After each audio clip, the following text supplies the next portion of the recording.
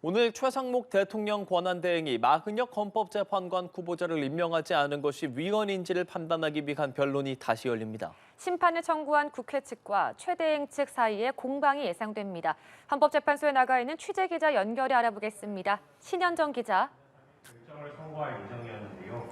네, 우원식 국회의장이 최상목 대통령 권한대행을 상대로 낸 권한쟁의 심판 2차 변론이 오후 2시부터 열립니다.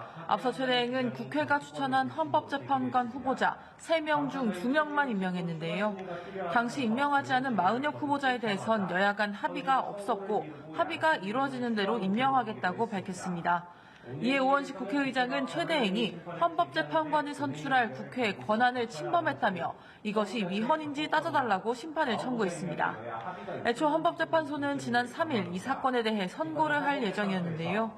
최대행 측이 이번 심판과 관련한 절차적인 문제를 제기하자 이를 받아들여 변론을 다시 열기로 했습니다. 양측은 변론에서 각자의 입장을 뒷받침할 서면들을 재판부에 제출했습니다. 마찬가지로 앞서 김정한 변호사가 최대행의 행위가 위헌인지 따져달라며 낸 헌법 소원도 같은 날 선고될 예정이었는데요. 권한쟁의 심판 변론이 재개되면서 헌법 소원 사건에 대한 선고도 무기한 연기된 상태입니다. 예, 신 기자, 선고가 이루어지려다 오늘 변론이 재개된 건데 재판에서 어떤 것들이 쟁점이 될 전망입니까? 네, 이번 사건 선고가 연기된 배경이기도 했던 국회가 본회의 의결 없이 대통령에게 권한쟁의 심판을 청구할 수 있는지가 가장 큰 쟁점입니다. 최대행 측은 국회법에 따라 국회의원들의 의사를 모아 심판 청구 여부를 결정했어야 한다는 입장입니다. 우원식 국회의장이 단독으로 심판을 청구하는 건 위법이라는 취지인데요.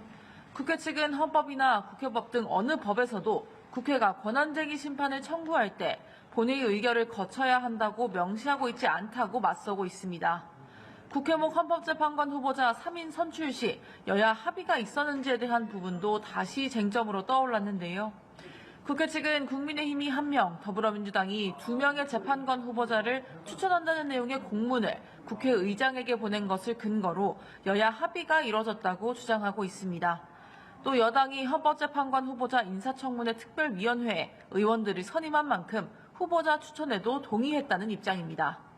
반면 최대행 측은 여당 원내 지도부에 공백기가 있었기 때문에 합의가 이뤄질 수 없었다는 입장입니다. 이를 입증하기 위해 재판부에 추경호 전 국민의힘 원내대표와 권성동 원내대표의 진술서를 낸 것으로 파악됐습니다. 한편 헌재는 내일 윤석열 대통령 탄핵 심판 7차 변론 기일을 엽니다. 이상민 전 행정안전부 장관 등이 증인으로 출석할 예정인데요. 관심을 모으는 추가 변론 기일 지정에 대해서는 아직 정해진 것이 없다고 밝혔습니다. 지금까지 헌법재판소에서 전해드렸습니다.